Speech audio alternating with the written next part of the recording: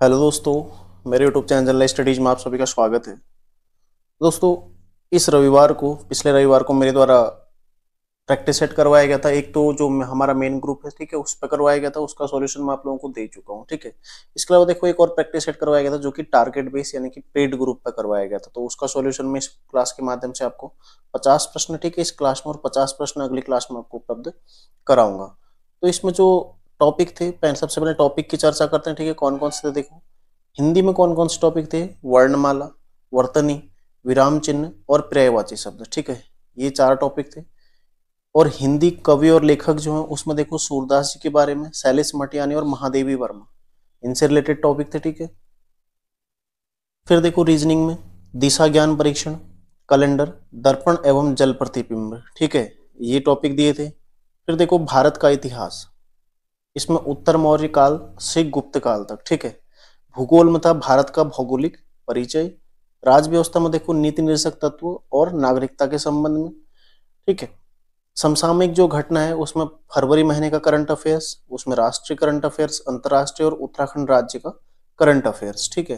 अगला देखो उत्तराखंड का इतिहास, इसमें क्या क्या था? कत्यूरी काल से पूर्व और कत्यूरी काल, ये उत्तराखंड का इतिहास इसमें दिया था, ठीक है। उत्तराखंड का भूगोल में देखो उत्तराखंड नदी तंत्र, ये इसमें पूछा गया था। और कंप्यूटर में कंप्यूटर का विकास इसमें पूछा गया था, ठीक है। तो ये टॉपिक इसमें पूछे गए थे, ठीक है। तो शुरू करते हैं। देखो पेड ग्रुप से रिलेटेड है, यदि आप लोग जुड़ना चाहते हैं तो 9997489019, ठीक है, इस नंबर पर मैसेज कर सकते हैं, ठीक है। कुछ शुल्क के साथ, कुछ शुल्क पे करने पर आपको ग्रुप में ऐड कर दिया जाएगा, ठीक है। तो शुरू करते हैं। देखो किस वर्ष केंद्रीय हिंदी निदेशालय द्वारा शैलेश मटियानी को राहुल सांकृत्यायन पुरस्कार से सम्मानित किया गया था, ठीक है। तो महत्वपूर्ण सवाल है और इसका सही आंसर हो जाएगा कब किया गया था? वर्ष 2000 में, ठीक है। शैलेश मटियानी जो कि एक आंचलिक साहित्यकार थे, ठीक है, आंचलिक साहित्यकार थे, ठीक है, ध्यान रखिएगा। और इनके बचपन का नाम क्या था? रमेश चंद्र सिंह मटियानी, ठीक है, बचपन का नाम क्या था? रमेश चंद्र सिंह मटियानी, ठीक है, एक आंचलिक साहित्यकार थे। इसके अलावा देखो इनकी जो प्रमुख रचना है, बोरी बली से बोरी बंदर तक, बोरी बली से बोरी बंदर तक, ठीक है। इसके अलावा देखो इनकी रचना है हौलदार। कुछ महत्वपूर्ण लिखा रहा हूँ, बाकी मैं देखो इनका पहले करा चुका हूँ, यदि आप लोग मेरे चैनल पर जाएंगे वहां पर आपको प्लेलिस्ट में इनका मिल जाएगा, ठीक है। इसके अलावा देखो मुख सरोवर के हंस, मुख सरोवर के हंस, ठीक है, ध्यान रखिएगा। फिर देखो चौथी मुट्ठी, एक मुठ सरसों भी इनकी रचना, ठीक है। इसके अलावा देखो किसके राम कैसे राम, किसके राम कैसे राम, ठीक है। कागज की नाव,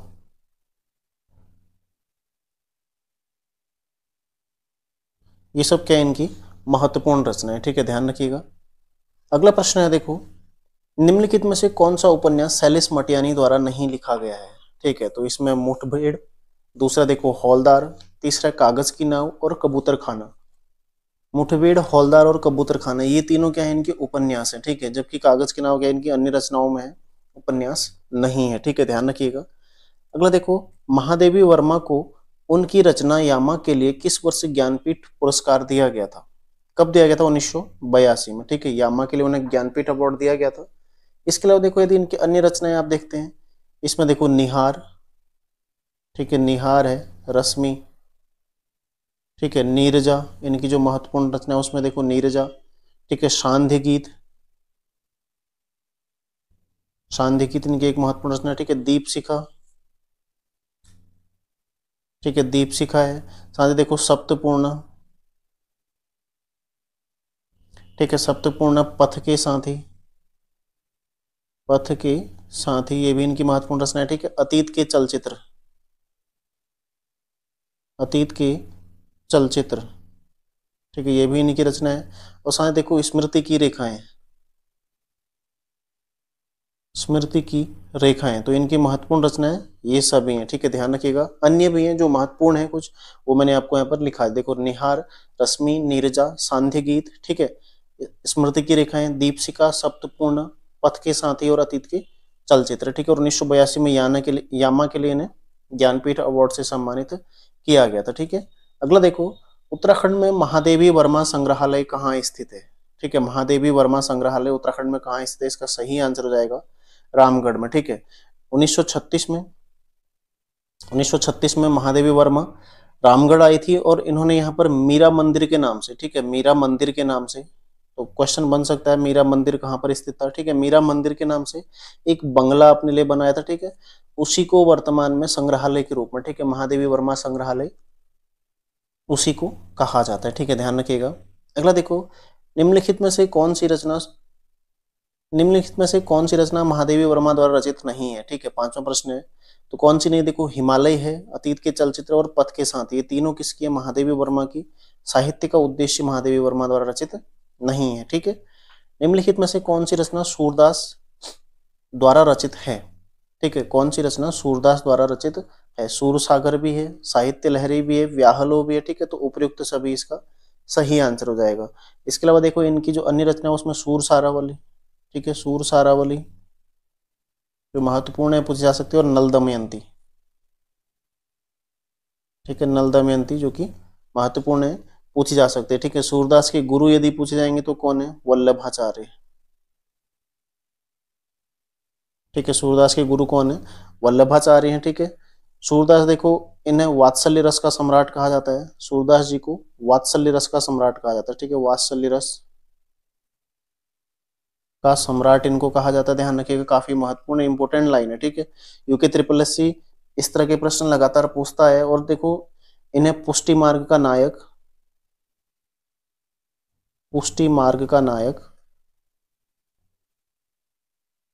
प्लस अष्ट सखा की संज्ञा दी गई, ठीक है, अष्ट सखा, ठीक है, दोनों महत्वपूर्ण है। पुष्टि मार्ग का नायक और अष्ट सखा की संज्ञा दी गई इनको, और वात्सल्य रस का इनको सम्राट कहा जाता है, ठीक है, ध्यान रखिएगा। प्रश्न संख्या 7 है, निम्नांकित में विवरण चिन्ह है, ठीक है। तो विवरण चिन्ह कौन सा है, विकल्प ए, विकल्प बी, विकल्प सी या फिर विकल्प डी। तो सही आंसर क्या हो जाएगा, विकल्प ए, ठीक है। ये क्या है, विवरण चिन्ह। यदि बी देखते हैं तो ये कौन सा हो जाएगा, पूर्ण विराम, ठीक है, पूर्ण विराम। विकल्प सी कौन सा है, अल्प विराम, ठीक है। कई लोग कॉमा को अर्ध विराम समझते हैं, ठीक है। अर्ध विराम क्या होता है, सेमी कॉलम, इस तरह से ये होता है अर्ध विराम, ठीक है। ये होता है अल्प विराम जो कॉमा है। इसके अलावा जो ये चौथा ऑप्शन दिया, ये कौन सा है यहाँ पर, हलंत, ठीक है। किसी शब्द को आधे रूप में दर्शाने के लिए इसका प्रयोग किया जाता है। अगला देखो, किसी वाक्य में छूटे हुए भाग को दिखाने हेतु प्रयुक्त चिन्ह, कौन सा चिन्ह प्रयुक्त किया जाता है, ठीक है। कौन सा क्या आता है, हंस पद। इसको त्रुटि बोधक चिन्ह भी कहा जाता है, ठीक है, इस तरह से प्रयुक्त किया जाता है। लाघव चिन्ह क्या होता है, माना किसी शब्द को हमें शॉर्ट में लिखना है, ठीक है, तब जैसे प्रोफेसर है तो हम प्रो लिखते हैं और जीरो लगाते हैं, ठीक है। यही जो जीरो लगाते हैं ये कौन सा है, लाघव चिन्ह है, ठीक है। और योजक चिन्ह क्या होता है, जोड़ने वाला, दो शब्दों को जोड़ने वाला, ठीक है। अगला देखो, निम्नांकित में सुख का पर्यायवाची शब्द नहीं है, ठीक है। सुख का पर्यायवाची शब्द कौन सा नहीं है इसमें, अभ्र। बाकी विनोद, प्रमोद और उल्लास सभी के हैं सुख के पर्यायवाची शब्द हैं, अभ्र नहीं है, ठीक है। इसके अलावा जो अन्य पर्यायवाची शब्द हैं सुख के, उसमें देखो आनंद, ठीक है, चैन, मजा, परितोष, ठीक है, ये सब क्या है, सुख के पर्यायवाची शब्द हैं। अगला प्रश्न है, निम्नांकित पर्यायवाची शब्दों में गलत युग्म का चयन कीजिए, ठीक है। निकम्मा, आलसी, बिल्कुल सही है, ठीक है। प्रतिमान का आदर्श भी सही है, और निषेध का इनकार भी सही है, ठीक है। दुविधा का उपाय, ये क्या है, ये पर्यायवाची शब्द नहीं है आपस में, ठीक है, ध्यान रखिएगा। अगला देखो, निम्नांकित में कंठ्य वर्ण कौन सा है, ठीक है। कंठ्य कौन सा हो जाएगा, क, ठीक है। कंठ्य वर्ण कौन सा हो जाएगा, क वर्ग पूरा क्या होता है, कंठ, ठीक है, ठीक है, क वर्ग हो जाएगा। चौ वर्ग कौन सा होता है, तालव्य, ठीक है। और ट वर्ग कौन सा होता है, मूर्धन्य, ठीक है, ट वर्ग होता है। त वर्ग कौन सा होता है, दंत्य। और प वर्ग कौन सा होता है, ओष्ठ्य, ठीक है, ध्यान रखिएगा, ये सारे फैक्ट है। अगला देखो, निम्नांकित में गलत युग्म का चयन कीजिए। अतिथि, ठीक है, ये वर्तनी के आधार पर है, देखो अतिथि सही है, शुद्ध वर्तनी है, ठीक है। इसका दिवाली को भी इसी तरह से लिखा जाता है, पीताम्बर भी ये सही है, ठीक है। क्षय का शीर्ण, ये क्या है, गलत है, ठीक है, ध्यान रखिएगा, ये तीनों क्या है, बाकी सही है। अगला देखो, निम्नांकित में पार्श्विक व्यंजन कौन सा है, ठीक है, तो पार्श्विक व्यंजन कौन सा है, ल। यदि आपसे पूछा जाएगा लुंठित व्यंजन कौन सा है, तो हो जाएगा र, ठीक है। और उत्क्षिप्त व्यंजन कौन सा है, ठीक है, तो उत्क्षिप्त कौन सा हो जाएगा, एक ड़ और एक ड़, ठीक है, जो जैसे पढ़ना वाला और ये पढ़ना वाला। अगला देखो, निम्नांकित शब्दों में कौन सा शब्द वृक्ष का पर्यायवाची शब्द नहीं है, ठीक है। वृक्ष का देखो ओघ नहीं है पर्यायवाची शब्द, बाकी पेड़ भी है, द्रुम भी है और पादप भी है। इसके अलावा देखो एक गांच, ठीक है, ये भी वृक्ष का पर्यायवाची शब्द है। रूख, ठीक है। इसके अलावा देखो विपट, विपट, ठीक है, विपट इसका पर्यायवाची शब्द है। साखी, साखी, ठीक है, साखी भी वृक्ष का पर्यायवाची शब्द होता है, ध्यान रखिएगा। अगला देखो, निम्नांकित में शुद्ध वर्तनी का चयन कीजिए, ठीक है। शुद्ध वर्तनी कौन सी है इसमें, इसमें शुद्ध वर्तनी बलिदान, ठीक है। बाकी देखो कालिदास में छोटी ई की मात्रा हो जाएगी इस तरह से, कालिदास, ठीक है। क्षत्रिय में देखो क्षत्रिय इस तरह से हो जाएगा, और अरुण, अरुण में छोटी ऊ लगती है, ठीक है, अरुण इस तरह से। एक होता है अरुण, ठीक है, इस तरह से जो शुद्ध हो जाएगा। अरुण में यहाँ पर बड़ी ऊ लगी हुई, ठीक है, तो दो तरह से हम रू का प्रयोग करते हैं। एक रू सिंपल इस तरह से, ठीक है, और दूसरा रू देखो इस तरह से, ठीक है। तो ये रू जो बड़ी रू यहाँ पर प्रयुक्त की गई, ठीक है, इसको हम इस रूप पर लिखेंगे, छोटी रू में, ठीक है। अगला देखो, निम्नांकित में अघोष वर्ण का उदाहरण है, तो अघोष वर्ण का उदाहरण कौन सा है, च, छ, क, ख, प, फ। सही आंसर क्या है उपयुक्त, सभी। तो अघोष वर्ण में कौन कौन से आते हैं, जो प्रत्येक वर्ग है, जैसे क वर्ग है, च वर्ग है, ट वर्ग है, त वर्ग है और प वर्ग है, इन सभी के प्रथम और द्वितीय वर्ण ये क्या है, अघोष है, ठीक है। ये दोनों क्या है, अघोष है। और यदि घोष की चर्चा करें तो तृतीय, चतुर्थ और पंचम वर्ण जो होते हैं वो क्या होते हैं, घोष वर्ण होते हैं, ठीक है। किसी भी वर्ग के तृतीय, चतुर्थ और पंचम सघोष या फिर घोष होते हैं, और प्रथम और द्वितीय अघोष होते हैं, ठीक है। तो यहाँ पर तीनों देखो, ये प्रथम द्वितीय, प्रथम द्वितीय और प्रथम द्वितीय, इसलिए इसका विकल्प डी सही आंसर है। अगला है देखो, निम्नांकित में कुंभ किसका पर्यायवाची शब्द है, ठीक है। तो कुंभ किसका पर्यायवाची शब्द है, सही आंसर हो जाएगा घड़ा, ठीक है। कुंभ घड़े का पर्यायवाची शब्द है, ठीक है। तो मेले का नहीं है, क्योंकि मेला लग सकता है, ठीक है, कुंभ मेला लगता है, उसका कोई पर्यायवाची शब्द वो नहीं है, ठीक है। कुंभ किसका पर्यायवाची शब्द है, घड़े का। अगला देखो, निम्नांकित में कौन शुद्ध वर्तनी नहीं है, बीमारी बिल्कुल शुद्ध है, ठीक है, सांसारिक भी शुद्ध है और साप्ताहिक भी शुद्ध है। तो महाबली क्या है यहाँ पर, अशुद्ध है, ठीक है। महाबली कैसे लिखोगे, महाबली इस तरह से, ठीक है, महाबली, ठीक है। तो ध्यान रखिएगा, इसका विकल्प भी सही आंसर है। अगला देखो, यदि 17 दिसंबर 1899 को शनिवार था, तो 22 दिसंबर 1901 को कौन सा दिन होगा। सबसे पहले देखो 1899 लीप ईयर नहीं है, ठीक है, लीप नहीं है। इसके बाद देखो 1900, ये भी क्या, लीप ईयर नहीं है। क्यों, क्योंकि शताब्दी जो ईयर होता है, जैसे 200, 300, 400, 500, 600, वो लीप ईयर तभी होता है जब उसमें 4 और 400 दोनों से भाग चले जाए, ठीक है। इसमें देखो 4 से भाग तो चले जाएगा, लेकिन 400 से नहीं जाएगा, इसलिए 1900 भी लीप ईयर नहीं है, ठीक है, ध्यान रखिएगा।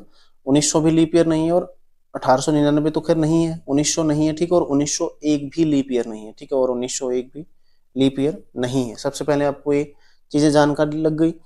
अब इसको हम देखो शॉर्टकट देखते हैं सीधा, ठीक है, दोनों तरीके से मैं आपको निकाल के दिखा दूंगा।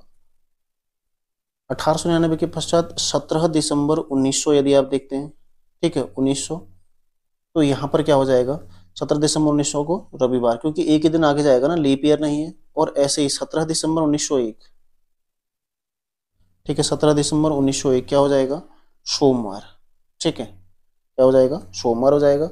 अब देखो 18 दिसंबर, 19 दिसंबर, 20 दिसंबर, 21 दिसंबर और 22 दिसंबर, ठीक है, ये आपसे पूछा गया 22 दिसंबर।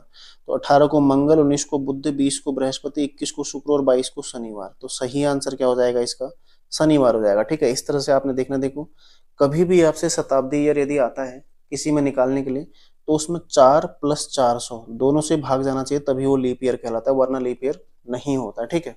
तो इस तरह से निकल गया। दूसरा देखो, इसका तरीका ये भी है, 17 दिसंबर से 14 दिन इस वर्ष के बचे, ठीक है, प्लस 365 अगले, फिर 365 अगले, ठीक है, और उसके पश्चात देखो इसमें 365 नहीं होंगे, ठीक है, तो 22, 9, 31, तो इसमें 356 दिन हो जाएंगे, ठीक है। तो इस तरह से आप कितने अतिरिक्त दिन हैं वो आप निकाल सकते हैं, ठीक है। तो देखते हैं कितने अतिरिक्त दिन होते हैं।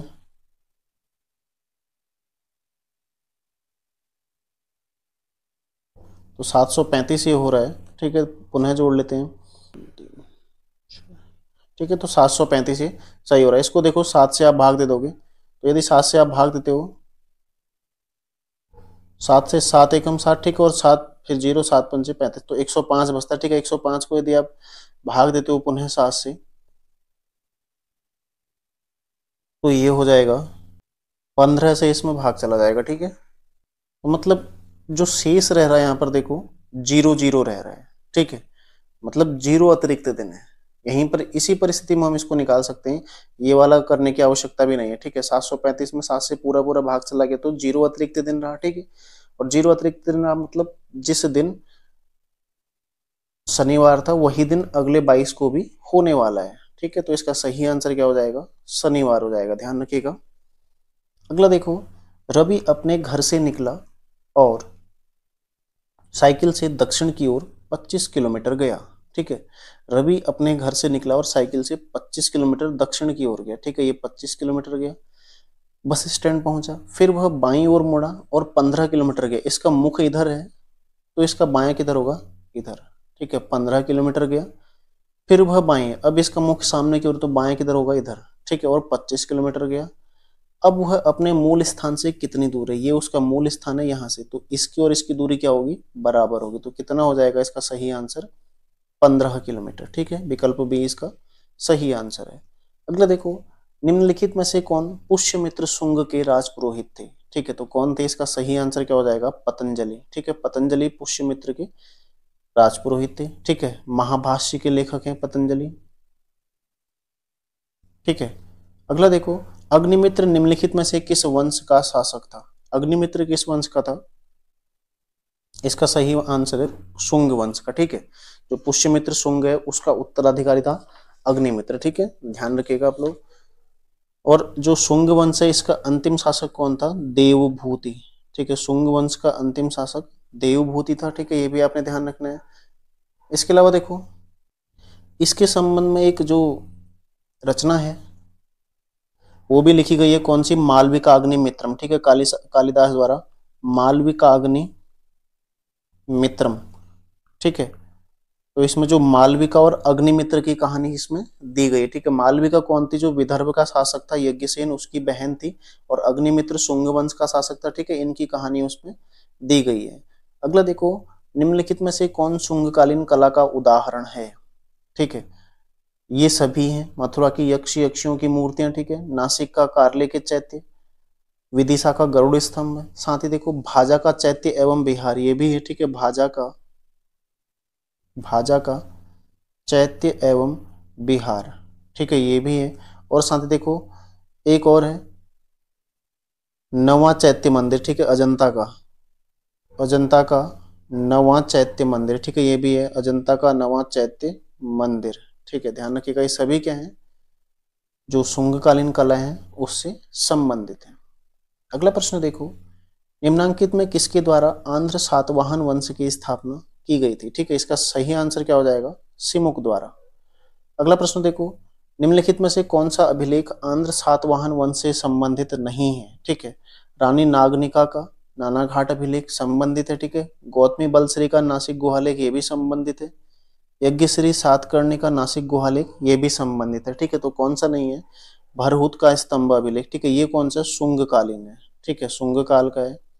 अगला देखो, प्राचीन भारत में सर्वाधिक समय तक शासन करने वाला जो राजवंश है कौन सा है, तो इसका सही आंसर हो जाएगा सातवाहन, ठीक है, या फिर आंध्र सातवाहन भी इसको कहा जाता है। अगला देखो, निम्नलिखित में से किस ग्रंथ में नागसेन मिनांडर के मध्य विवाद का उल्लेख मिलता है, ठीक है। तो इसका सही आंसर है मिलिंद पन्हो, ठीक है, मिलिंद पन्हो, जिसका लेखक भी कौन है, नागसेन है। तो इसके ग्रंथ मिलिंद पन्हो में नागसेन और मिनांडर के मध्य बौद्ध धर्म के संबंध में, ठीक है, जो वाद विवाद हुआ था उसका उल्लेख मिलता है। अगला प्रश्न देखो, रुद्रदामन के संबंध में गलत कथन का चयन कीजिए। रुद्रदामन के संबंध में गलत कथन हमने देखना है, ठीक है। यह शकों की पश्चिमी शाखा के अंतर्गत कादरमक वंश का शासक था, जो भारत में सर्वाधिक प्रतापी शक राजा था, ठीक है, बिल्कुल सही है, ध्यान रखिएगा, ठीक है। इसके अलावा देखो, इसने अपने शासनकाल में सुदर्शन झील का जीर्णोद्धार कराया था, ये भी बिल्कुल सही है, ठीक है। इसका संस्कृत में लिखा गया जूनागढ़ अभिलेख, ठीक है, मिलता है, जो कि विशुद्ध संस्कृत में लिखा गया, ठीक है, ये भी बिल्कुल सही है। तो इसके उपयुक्त सभी कथन क्या हैं, सही है, ठीक है। तो शक के जो रुद्रदामन, इसके संबंध में जो भी प्रश्न बनते हैं, जूनागढ़ अभिलेख किसका है, संस्कृत में लिखा गया अभिलेख कौन सा है, ठीक है, सुदर्शन झील का शक काल में जीर्णोद्धार किसने कराया था, या फिर शकों का सबसे प्रतापी शासक कौन था, रुद्रदामन किस वंश का शासक था, ये सारे इसमें हमारे कवर हो गए।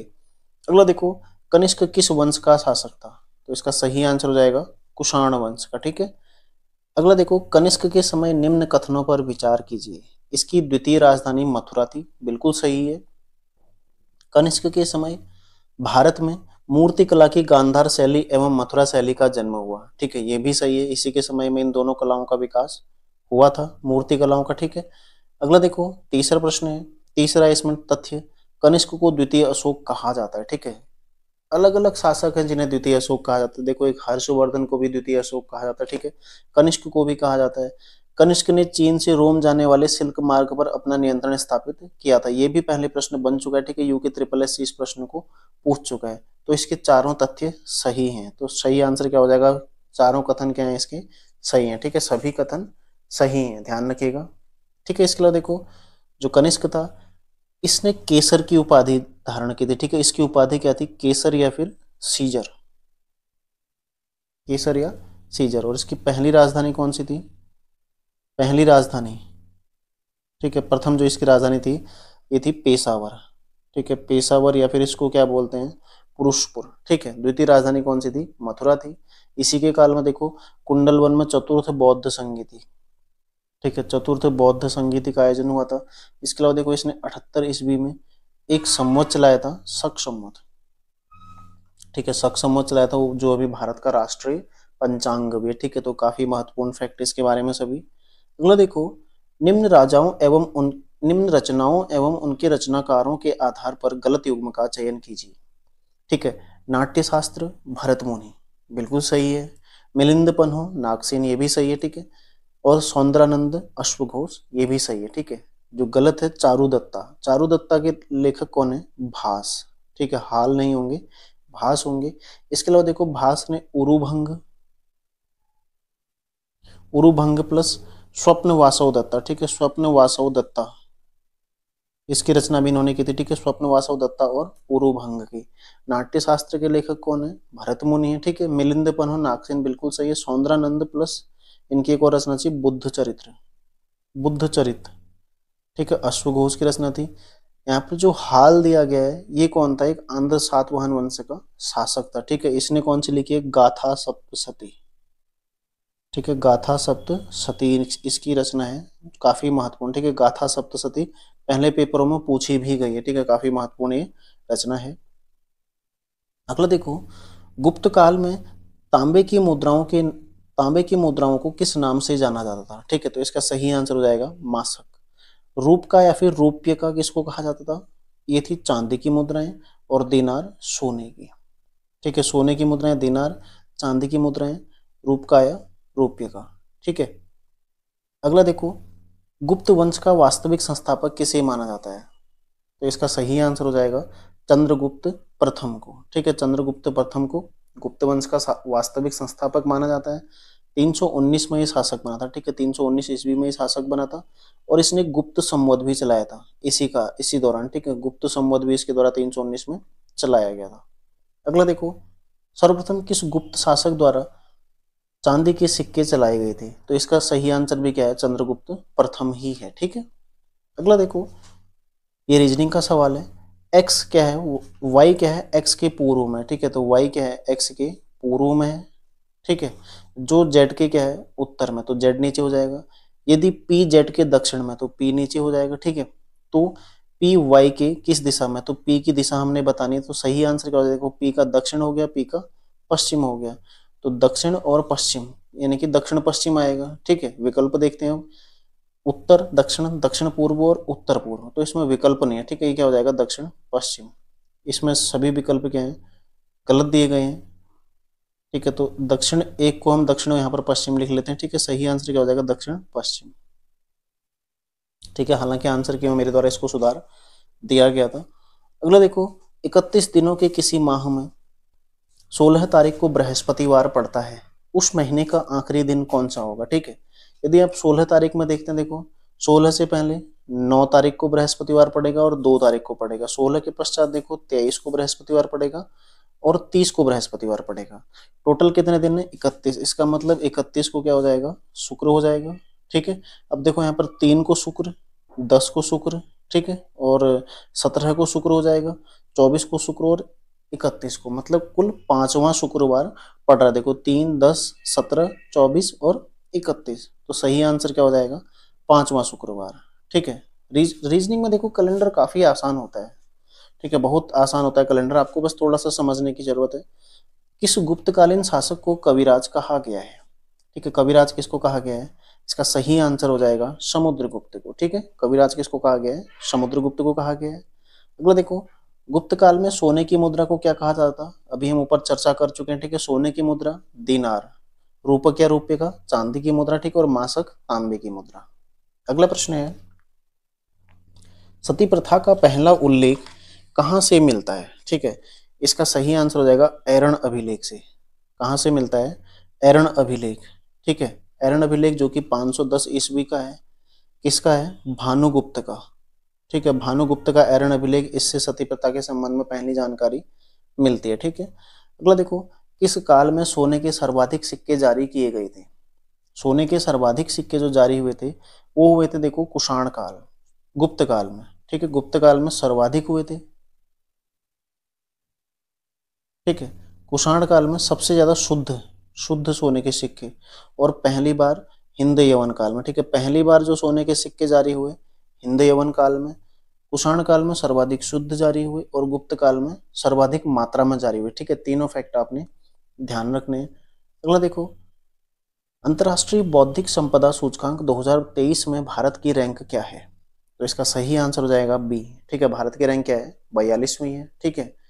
ये जो सूचकांक है किसके द्वारा जारी किया जाता है, यूएन चैम्बर्स ऑफ कॉमर्स द्वारा, ठीक है, यूएन चैम्बर्स ऑफ कॉमर्स, ठीक है, यूएन चैम्बर्स ऑफ कॉमर्स द्वारा इसको जारी किया जाता है, ध्यान रखिएगा, ठीक है।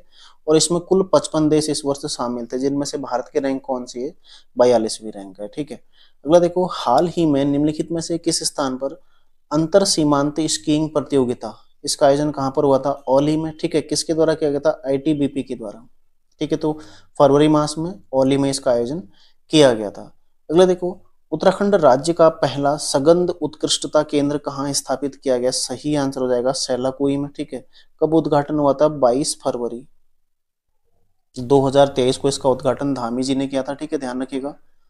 अगला देखो, हाल ही में तिवाड़ ग्राम को पर्यटन ग्राम घोषित किया गया है, यह किस जिले में स्थित है, कहाँ स्थित है, टिहरी गढ़वाल में, और कब घोषित किया, 5 फरवरी, ठीक है, 5 फरवरी को इसको पर्यटन ग्राम, पर्यटन मंत्री कौन है हमारे अभी, सतपाल महाराज, ठीक है, इनके द्वारा इसको पर्यटन ग्राम घोषित किया गया था। अगला देखो, अंतर्राष्ट्रीय मुद्रा कोष द्वारा जारी वर्ल्ड इकोनॉमिक आउटलुक के अनुसार वर्ष 2023 में भारतीय अर्थव्यवस्था की विकास दर कितनी रहेगी, इंपॉर्टेंट सवाल है, ठीक है, कितनी रहेगी, सही आंसर हो जाएगा 6.1% ये रहने वाली है।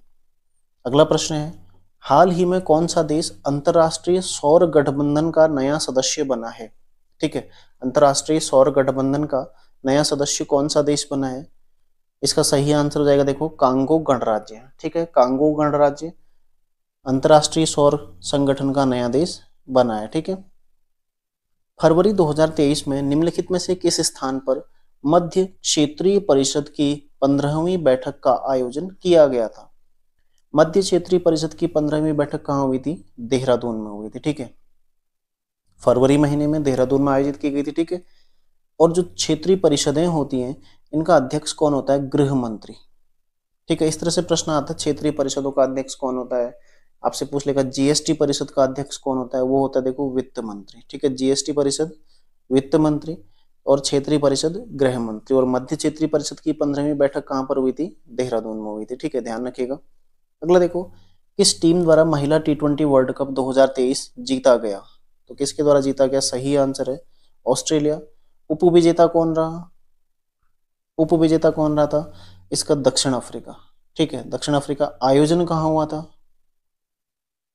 ये भी हुआ था दक्षिण अफ्रीका में। ठीक है, आयोजन भी कहाँ हुआ था? दक्षिण अफ्रीका में इसका आयोजन हुआ था। तो ये तीनों फैक्ट आपने ध्यान रखने हैं। अगला देखो, हाल ही में किस राज्य में खेलो इंडिया यूथ गेम्स, ठीक है, खेलो इंडिया यूथ गेम्स का 5वां संस्करण आयोजित किया गया था? ठीक है, तो कहां पर किया गया था? इसका सही आंसर है मध्य प्रदेश। ठीक है, मध्य प्रदेश के इंदौर में इसका आयोजन हुआ था, खेलो इंडिया यूथ गेम्स का। ठीक है, इसमें जो पदक तालिका है उसमें पहले स्थान पर कौन रहा था? महाराष्ट्र। ठीक है, महाराष्ट्र पहले स्थान पर रहा था। 56 गोल्ड महाराष्ट्र को मिले थे। ठीक है, और प्रथम स्थान उसने प्राप्त किया। तो हो सकता है इस तरह से भी क्वेश्चन आपसे पूछ ले कि किसने पहला स्थान प्राप्त किया था। ठीक है, तो कौन हो जाएगा? महाराष्ट्र। और अगला देखो, आज के लिए जो लास्ट प्रश्न है उसमें हाल ही में अंतरराष्ट्रीय महिला T20 में 100 विकेट लेने वाली पहली भारतीय महिला गेंदबाज कौन बन गई है? ठीक है, तो T20 अंतरराष्ट्रीय में पहली महिला गेंदबाज जिसने 100 विकेट लिए हैं भारत की ओर से, ठीक है, कौन है? दीप्ति शर्मा। ठीक है, दीप्ति शर्मा ने 100 विकेट ले लिए हैं, ऑलराउंडर हैं भारतीय टीम की। ठीक है, ये भी आपने ध्यान रखना है।